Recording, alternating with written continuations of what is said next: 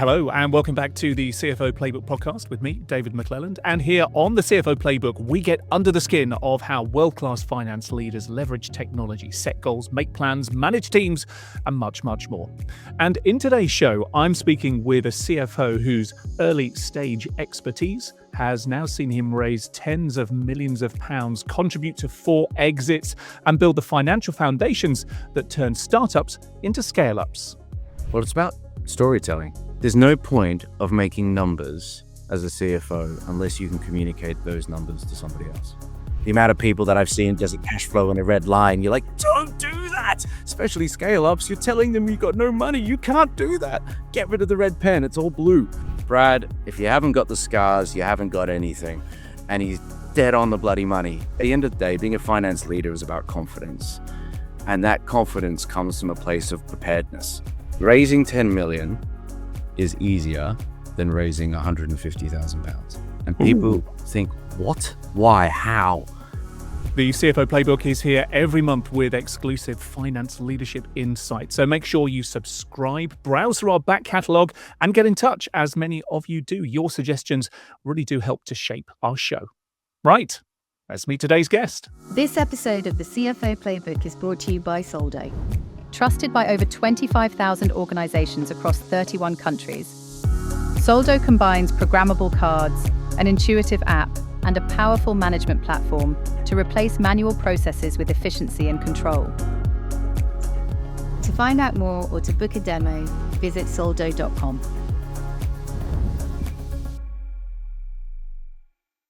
Brad Channer, CFO at UBIO. Welcome to the CFO Playbook. Thank you very much. Cheers for having me. You are CFO at UBIO, and you've been there for, well, almost 4 years now. So what does it do? Where is it on its journey? And what's your remit there as CFO? UBIO is bot automation. So essentially, in layman's terms, we connect the unconnectable on the internet. So anything that hasn't got an API, we use bots to pretend to be humans to make the connection and to connect them together. So it could be anything from hotel pricing and availability information. So for instance, our largest customer is Google. When you go on Google Maps and you type in, Hotel London and the dates, you get that little map that comes up with the prices on the different hotels. We sell a third of that data to Google.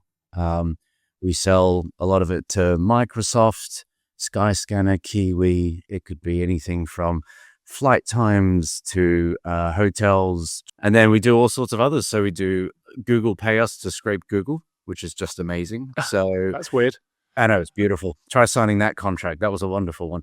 But yeah, so we essentially, we do promotional codes and verification as well. So we scrape Google in German, French, and Japanese to find promotional codes. We then take those codes, use our bots to verify them that they work, and then we sell those back for Google Shopping to increase click rates.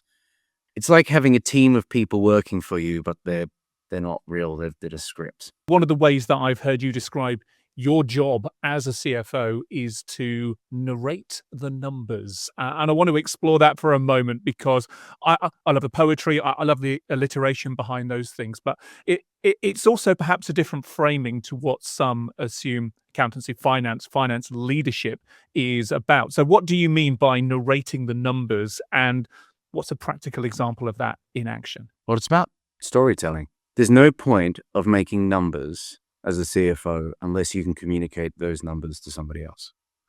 And especially in scale-ups and startups where everything's personified and it's much bigger because they're more high risk, they're loss-making, there's not, the cash flow, it's not a massive company with big profit margins. Those numbers are incredibly important. There's no point of building them unless you can communicate to somebody what those numbers are about. So there's this great guy called Andrew Mason. I saw him do this talk, and he basically specializes in illustration of numbers.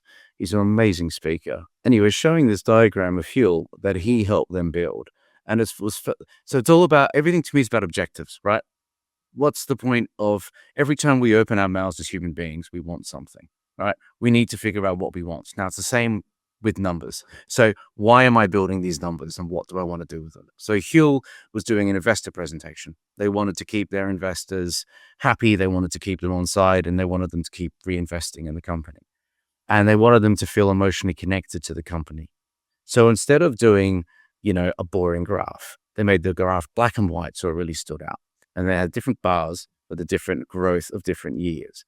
And instead of saying 2021, 2022 or whatever, they had grade 1, year 1, year 2, year 3, year 4. And they pictured it and they made it to look like a school, like a child going through school, and that it was growing. And instead of using bar charts, they did like, when you have height charts against the wall, with kids growing up, they did it very similar. So when you looked at the illustration, instantly, emotionally, you looked at that and you thought, oh, I'm looking at this child grow up. So it was this almost manipulation. Emotional connection. It's hugely emotional. Yeah. But their objective was to get their shareholders really attached and wanting to feel a part of the family. And that's what they did by the way they illustrated those numbers. And for me, it's like if I'm doing a board presentation, let's say, I did a shareholders report that went out yesterday. Now, in that, I want my shareholders to feel safe and secure and that we're growing and all those nice things. So the way I describe my numbers, I wouldn't do just a black and white graph. I did, out colors of yellows. So I'll put dark yellows in there and I'll deliberately show the journey and the growth that we were going on. And I want to show the cash flow was strong. So I made the line dark blue. Never make it red. The amount of people that I've seen does a cash flow on a red line. You're like, don't do that. Especially scale ups. You're telling them you got no money. You can't do that. Get rid of the red pen. It's all blue. And there's little things. It sounds like it's nothing, but a non-finance person looking at something, those things make a very big difference. Those illustrations and the way we communicate what those numbers say. I always say it's, just like anything when you're working out pricing, it's about the pain, the pleasure that something brings. Sometimes the pain actually earns you more money than the pleasure does. But what keeps you up at night? I always think about what keeps my CEO up at night. What are his worries? And then how do I explain what I'm trying to get across while knowing that? And how does that affect us? Key for having that skill and understanding what's keeping your stakeholders, whether they're shareholders, CEO, whatever, up at night, is empathy. Is it not? It's being open yourself to understanding someone else's point of view and then tailoring or just being conscious of that in how you choose to communicate what the story is that you need to tell. Yep. And how they communicate. I mean, especially in tech. In tech, most people in tech are quite neurospicy, as I like to put it. So they're, either slightly autistic or Asperger's, or like myself, I'm ADHD off the wall. So it's when you understand how to communicate to people like that's different. So I used to work for another company in the, again, the same, a scale up, and it was an owner managed one. The founder was a raging narcissist. Now that's really common in especially with larger companies, the CEOs tend to be quite narcissistic. And then how you communicate to a narcissist is completely different. Now, luckily, I married a psychiatrist, which was really handy. So she gave me some great pointers. And I worked for another company with a narcissistic founder. And you can never say to them, this is how to do it, because they won't do it. You have to say, I know you thought of this before because you're a genius and, you always think of stuff like this. And I'm sure you've done it before. But if we did do A, B, and C, do you remember what happened when you did it? Because I'm sure you've done this and it's brilliant, What would happen if we did this? Well, definitely, I think we should do this. All right, great. If I can, that'll be wonderful because I think that would help.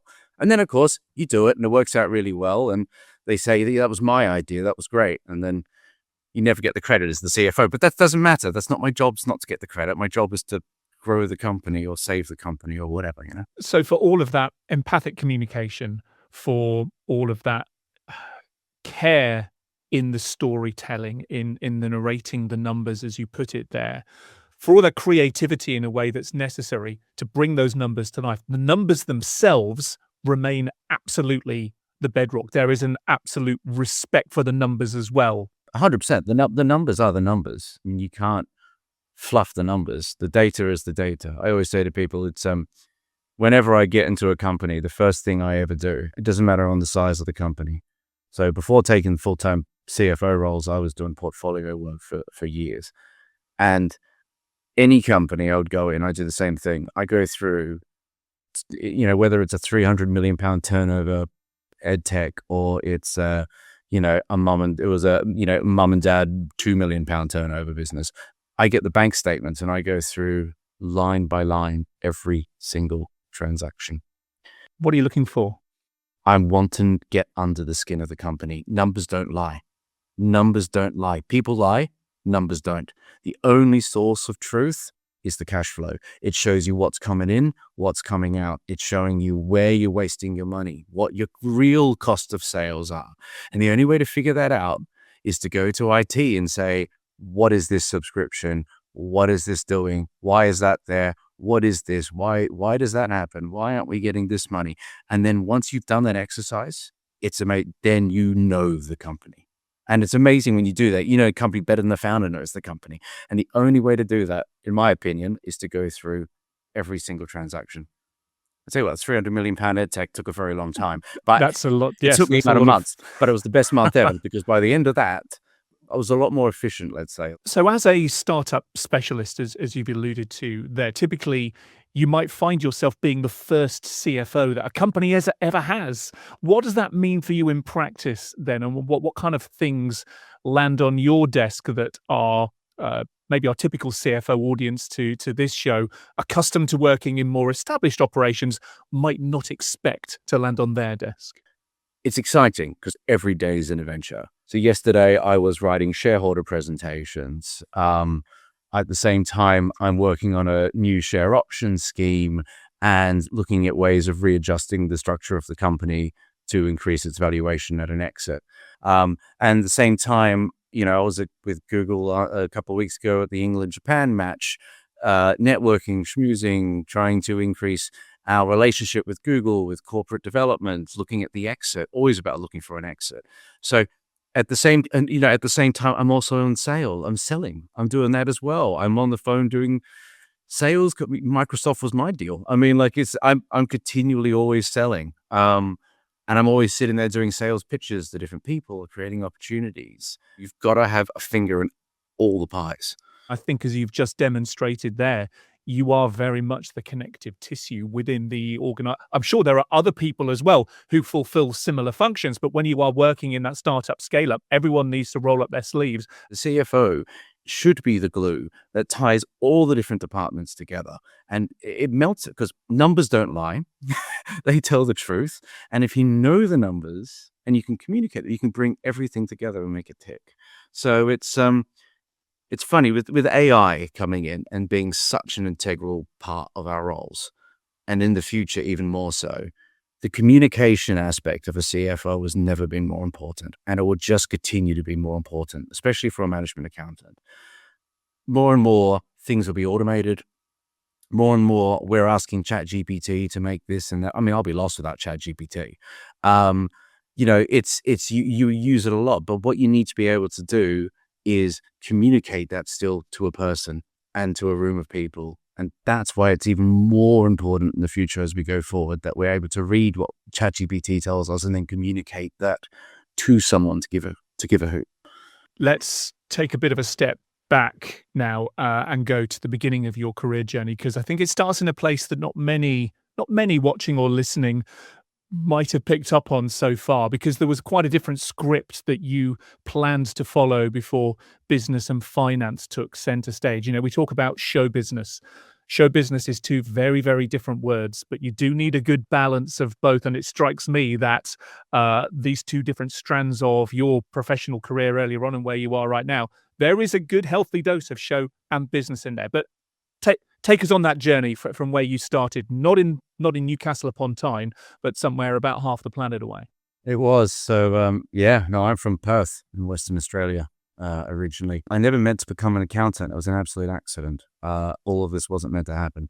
So I started this world as an actor. So I worked in film and TV and musicals. Studied musical theatre at Whopper in Perth, and then went off to acting school in Sydney. Anyway, so I finished acting school, got into a show called Bounce House, a kids' TV show, Bounce House. And I wore a giant monkey costume called Monkey Mike and jumped around like an idiot and loved every minute of it. And Still got the voice. Oh, I do. And then my show was cancelled before it went live on air. And I was absolutely gutted. And we filmed the first series of it, and it was going to be my big break, and I was all excited. And then I found myself working back at Belgian beer cafes as a waiter. And I was like, so I bought a one-way ticket to London, maxed out my credit card. I arrived here 17 years ago with 30 quid in my back pocket, an Oyster card with 20 pounds on it that someone gave me, and 2 suitcases. I was doing street marketing work at that point in time for a company called Novus Leisure. They used to run all the Tiger nightclubs. And my job was to go around Golden Square in London, go to all the receptionists and give an empty bottle of wine and say, I'll tell you what, you bring that back to me on a Friday night and I'll give you a full one. So I was giving away free alcohol to get people into bars. And I thought, there's something here. And I figured out the Novus Leisure were paying 1p for a bottle of Stella. And I thought, there's a business here. So smartphones had just started to become a thing. So I made an app called Free Beer. And it was an app that gave you a free beer every day around London. And that's how it all began. And I thought, brilliant.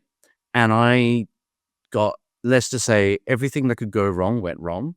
And I have scars up the wazoo. And there's this beautiful old Welshman called David Ap John Williams, who I respect heavily in Wales. And he once said to me, Brad, if you haven't got the scars, you haven't got anything. And he's dead on the bloody money. Everything that went wrong was just what makes me and made me where I am now, is all the lessons of everything I did the wrong way, everything that I didn't understand but just did. Scaling? What does scaling mean? No idea. What business plan? Who writes a business plan? Financial models? But I learned all these things while doing it, and that was invaluable. We then separated when that stopped working. Basically, it was because it was free. I mean, I learned a big lesson. No one appreciates free. If I called it 20p beer, I'll be a millionaire. Oh, yeah. Because everyone would go, you make 20p a beer. It makes sense. Free beer, why is it free? What's the catch? What are you doing to my data? What do you do? How are you doing it? So that was the main sort of issue. But anyway, so at that time, craft beer was taking off in London. So I pivoted, and this is before GDPR. So I took all my users from that app and all their data that registered, and I turned it into a beer magazine called I Love Good Beer. I went to America for a little while and helped scale free beer in Florida. And I came back to London, just got married, and was like, well, I need a job still. What am I going to do? So we moved to Cardiff at this point, and I just started meeting all these really great Welsh startups, but they couldn't get their act together. So they had brilliant ideas, really inspirational founders, and I would meet them because they were trying to raise money. Now, I had raised money for my other 2 businesses, so I was good at the chat, right? And I could understand the metrics. So I would look at them and I said, oh, yeah, but you're doing this wrong. Or if we just changed this over here and we did that, and I was building big financial models for them and big business plans. And I'm like, look, you're missing this. And so I was helping You're them. hustling again, aren't you? You are hustling at this point. Yeah, I am. For years, my sales pitch was, my name's Brad. I'm not an accountant. And that's how I got these founders to like me, because I can communicate was my sales pitch, and they can't. Got the letters after my name and never looked back. That's great. And that random hustle, journey. that resilience, and there's a few things I want to pull apart in there, but there's another moment I want to touch on. I know it's something you've been open about in the past, and you mentioned it earlier on. You got an ADHD diagnosis a while back. What did that mean at the time, and what has it meant since? I was an actor and an entrepreneur. My wife, being a psychiatrist, after she was married to me and knew me for many years, said, you've got ADHD, don't you? And I said, no, what are you talking about? And I did the test, and it's the best results in the test I've ever got in my life. I aced it. But back then there was no adult services. So I had to go to England and find a doctor privately, because the NHS didn't do adult ADHD then. It was before it was trendy like it is now.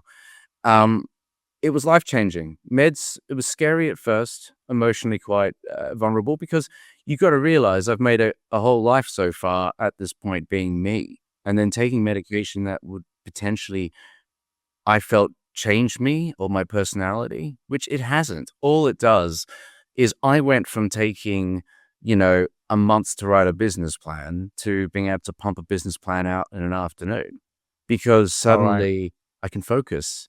Focus. Yeah. Yeah, there was no noise. I didn't go to the kitchen and open the fridge, which was my continued go-to. And I can take this, the medication absolutely changed my life. And I went literally, my wife loves talking about it. You can literally draw it in a diagram from the time I took medication to I started being like a CFO. It's very obvious when the meds started, because I went from being this entrepreneur with a billion ideas who couldn't keep focused to now being able to go and just focus on that one thing.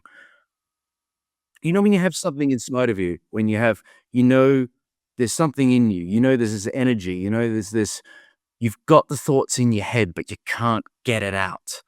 And that was it. Meds, going on this medication, allowed all of that to come out for the first time. My thoughts of why this business had to do this or how or why and how I was going to scale it to here. I was able to actually eloquently explain it on paper as well, Final one before we come back to finance leaderships for scale-ups. Coming from a non-traditional background, for a finance professional at least, yet still having amassed this wealth of experiences, what was your experience of career progression and mobility before you had the letters after your name? Being a hustler and a salesman, I've always created my own roles. I was basically a portfolio selling day work or for different tasks that needed to be done. So it might be, help them build a business plan or a financial model or raise money. And they will all attract fees and commissions and stuff like that. But anytime I tried to be a full-time CFO, what always held me back was not having the letters. And it was the recruiters. They're that necessary evil. You hate them, but you need them. But I hate them. It's this love-hate relationship. And recruiters they don't understand that you could be qualified by experience and have heaps of a wealth of knowledge behind you. And I think it was but it doesn't matter without those letters. And there was a very good mate of mine, still is Brad, very good entrepreneur, great entrepreneur. And he said to me, Brad, bloody either get on the bus or get off. It's your choice, but don't sit half on the road. Either get the numbers and play the fucking game, mate, or get off the pitch. Play the game. If you need the letters, get the bloody letters. Stop trying to be proud and say, no, I don't need them. I know more than these people and it's great. Just get the bloody letters. And I did. And it was the best thing I've ever done. The best investment of my time was to get those letters. Yeah. If there are people listening to this who haven't got the letters but have the experience, I would highly recommend looking at all the qualifications. Coming back to specific sort of advice there, you've mentioned being that first CFO for a scale-up. You mentioned the money that you've raised across your career from venture capital, private equity, grants, debt, all the rest of it. For a founder who's setting up to raise for the first time, what do they tend to get wrong in your experience, maybe before they engage a specialist CFO like yourself? They don't have traction. Raising 10 million is easier than raising £150,000. And people think, what? Why? How? And that's because £150,000 or £50,000 is even harder. It's an emotional investment. It's an angel, it's a dad, it's an uncle, it's an auntie, it's a cousin, it's a friend. They're the ones who give 20, 30, 40 grand. They're doing it emotionally, purely based on the founder. So it's based on the CEO, the founder, the person making that technology. Either they're a relation or if they're an angel, it's because they like them. It's all about the founder. It's got nothing to do with the business. It's got nothing to do with anything. If the founder's the right guy, they will give you that SEIS funding because they feel that you're going to do something with that money. And also it's a tax write-off, but it's all about the person, the founder. Now, when you're doing 10 million, let's say, you're talking to VCs, you're talking to further down the line. Now, the business would be much more mature by that point, and they're investing in the numbers. They're investing purely in the numbers. And the management team, of course, is really important, but the numbers take priority than the management team because they could fire. If it's a good enough business and it's PE funding, let's say, they'll fire the management team if it's not performing because they should be able to run its own, you wouldn't get the money. So it is much easier to get 100 million quid Because if you're going to get 100 million quid, you're going to have a business that obviously will raise, is good enough to raise on it. You're not raising it on a dream. Startup, you're raising it on a dream. You're selling a dream to someone. So it's a lot more emotional. And I always find that a bit harder. So hiring someone like me to raise money for you necessarily might not work. You still need to come there and perform on the day because they're going to invest in you and not me. You're telling a story. Your numbers are telling a story. Your model's telling a story. Your deck is telling a story. Don't write an investment deck on A4 white paper with black writing in Word. Lots of pictures. I always say, if you're making an investment deck for investors, think that you're pitching it to a 4-year-old, because little words, don't put much text, big, pretty pictures, and you've got to explain something in the smallest amount of time possible. They're going to look at 3 pages of it and that's it. And they're not even going to read it. They're going to see what pops into their head when they look at it. What's your take when you're coming in as a CFO, working potentially with a founder who's never had any accountancy accountability before, who's never had anyone really kind of asking them to, no, you can't do that? How do you look at that relationship, and what strategies do you counsel other CFOs on making sure that relationship works as best as it can? There's no point of you being there if you can't make the CEO change their ways or see or make those differences. And it all comes down to communication again. What sort of person are they? You can never say things in a threatening way. You've got to, it's about that whole psychotherapy of an idea where you try to get them to have the idea, or it's about listening. It's about listening to them on why they do something. They are the experts at their business. I always spend a lot of time when I first start with a new company. I've gone through the bank transactions, and then I'm asking questions to the founder on why things are done certain ways on purpose from their experience of how their business works. If I go into a business and tell them how their business works, they're never going to listen to me and they're going to write me off straight away. I can't do that. They are there for a reason, and I've got to respect that.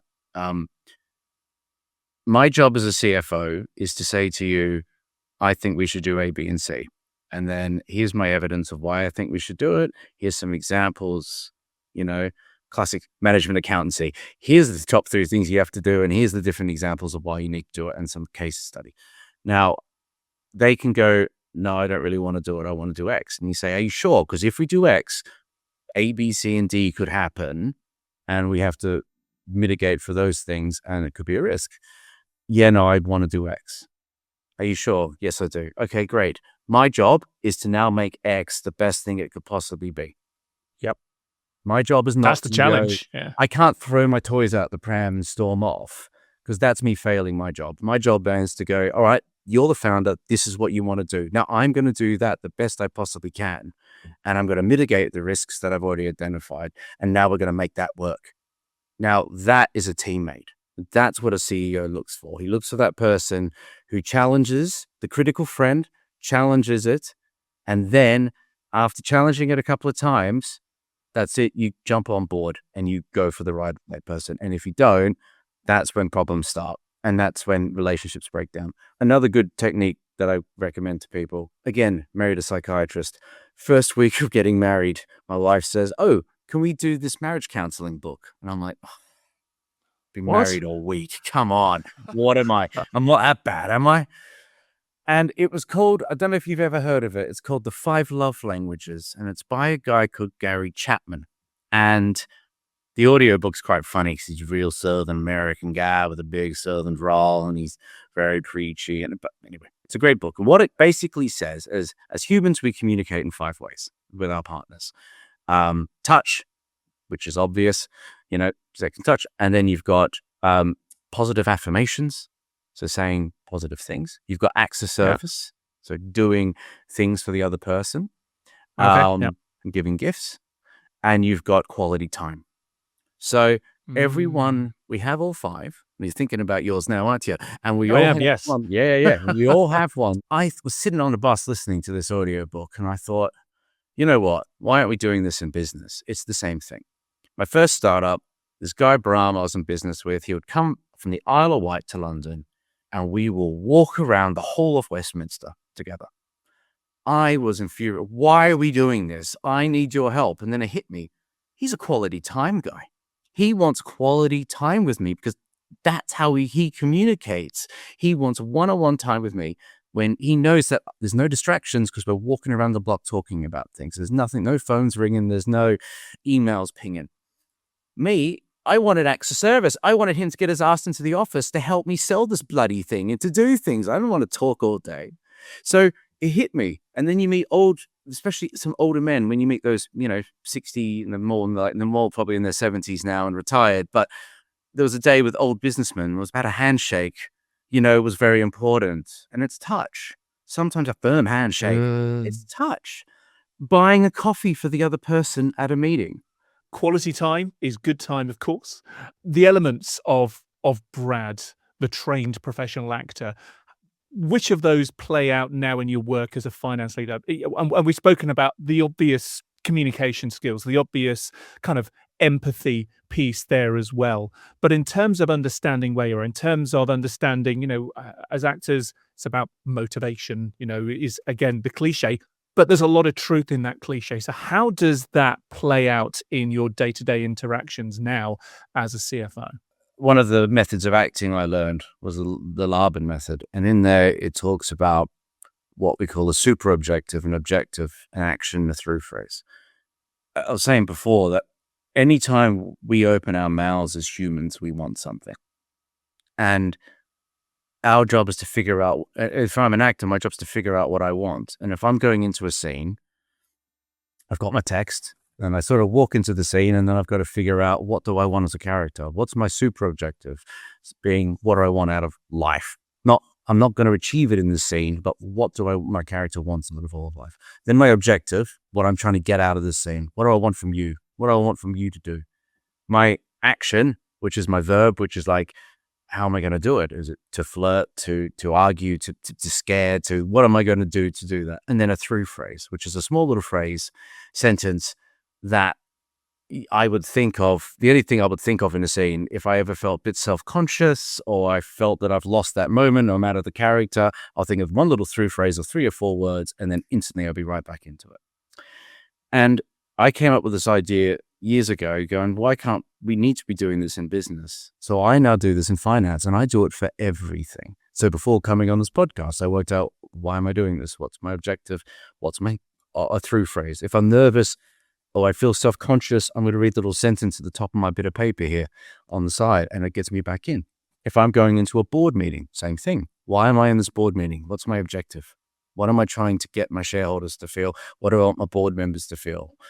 If I'm doing the board report, if I'm doing a shareholder report, anything, why am I writing this? End of year accounts. This is one everyone always fucks up. End of year accounts. There's a dialogue at the beginning of your end of year accounts talking about what you do as a business. Why are you doing these accounts? What's your objective as a company? Why are we doing this? What's our through phrase? What message are we trying to tell people who are going to read these accounts on Companies House, which people do? Because at the end of the day, being a finance leader is about confidence. It's about confidence in your decisions and what you're telling other people to do. And that confidence comes from a place of preparedness. And, if you're prepared when you go into a meeting and you know what you want to achieve, naturally, subconsciously, you will achieve it. There are some quick fire CFO Playbook podcast questions that we put to all of our guests before we let them go. Brad, are you ready for some quick fire answers? Let's go. All right. What's the one thing in the finance world today that you would like to leave behind, to consign to room 101, and why? Payroll. I don't know. Nothing. I enjoy all bits of my job. I can't think of anything right now. Good. That's fine. That's fine. None of it, really. Well, here's another one then that might build on that a bit. If you could automate one part of your role tomorrow that maybe you can't do quite yet, what part would that be? You watch. I'm going to say this, and then every single salesman that's listening to this is going to come out of the woodwork to sell me a tool that's going to solve this problem. You watch. It is taking, it's going to sound a bit more complicated, it is taking my compute and, AI costs and being able to pull that into a financial model based on what APIs and what things are using what. So for instance, my cost of sales based on my token spends and everything else, taking that data and then being able to put that into my financial model so I can work out what's spending on what. It's very hard to track cost of sales when you're looking at tokens on AI. It's not very mature. The platforms aren't very smart yet or savvy. Yeah. And it's incredibly difficult to do. So that's the one thing. And in fact, leaving behind, I'd love to be able to leave that behind. There is, as we're recording in April 2026, that is a very, very 2026 answer. And I don't think we'd have had that in April 2025 and certainly not April 2024 about token spend management. Maybe building on that, what emerging tool, habit, or idea do you think every startup CFO should be paying attention to right now? AI, without a doubt. Yeah. AI, and you have to learn how to automate. You have to learn how to automate your whole finance function. And what's going to happen, and if you have any sort of graduates or young finance people listening to this, I wouldn't hire a graduate anymore because of AI and because of what AI I know is going to do and can do now. The person who comes on as a graduate needs to be more senior than the skills and training they currently have. It's going to be really odd, and it's going to be a weird couple of years, I think, for finance people, because you're going to need to, all those lower level finance jobs where people earned a crust and learned the hard way and did the hard yards, they're not going to exist anymore. AI is going to automate the whole process. And in a couple of years, all the auditing is going to be done by AI and everything else. You need the person then who's smart enough to look at it and then figure out and analyze it to figure out if the AI is correct, prompt the right questions in the AI to get the right answers out, and then be able to be smart, to be experienced enough to ask AI the right questions on something, or if it has missed something. A good example is like when I write contracts, I use a lot of ChatGPT. Now, I could just get it to draft it and send it out, but that's not a very good contract.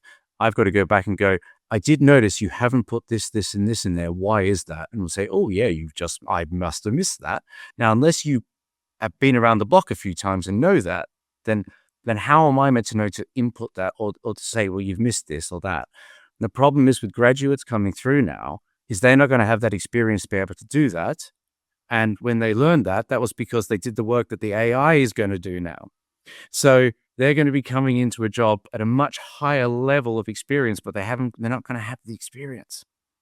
So it's going to be a very interesting couple of years on how we train our next generations of finance people to have that knowledge. Very similar in the technology space, obviously, where you work as well, where a lot of lower level, particularly in the development space, a lot of lower level roles are being replaced by coding co-pilots. So if you think of the career as being a career ladder, as somebody I was in conversation with a few weeks ago described it, those first couple of rungs are being removed from the career ladder, which is making it a much bigger step before you can kind of climb that ladder into a company, which is a real challenge for those who are training the next generation, or those who are the next generation of people entering the workforce.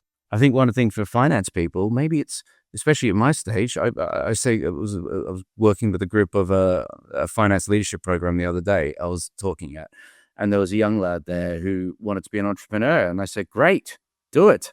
Go start a business and fail, please. Best thing ever. Hit a wall, because you're going to have more experience than the next CFO that comes along because you've done it before. You've got the scars. Like, experience is going to become entrepreneurial.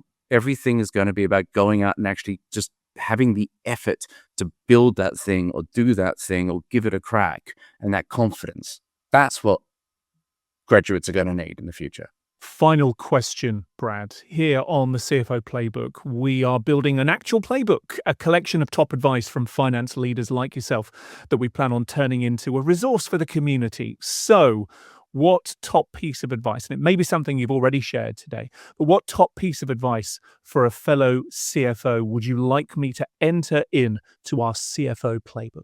Communicate. What's my objective? But yeah, communication and believe in yourself and confidence. I think that's the main things. We buy from people we like. It's been great to speak with you today, Brad. Thank you for the communication. Thank you for the inspiration as well. I think it's fair to say, I'm sure everyone watching and listening today will agree that the energy that you've brought is infectious, and the insights that you bring likewise as well. So thank you for sharing your journey and what it is that you do right now for us here on the CFO Playbook. Thank you very much, David. Thanks for having me. And thank you all for joining us too. Don't forget to join us every month here on CFO Playbook for more insights from finance leaders. But for now, from me, David McClelland, and all the team here, bye-bye.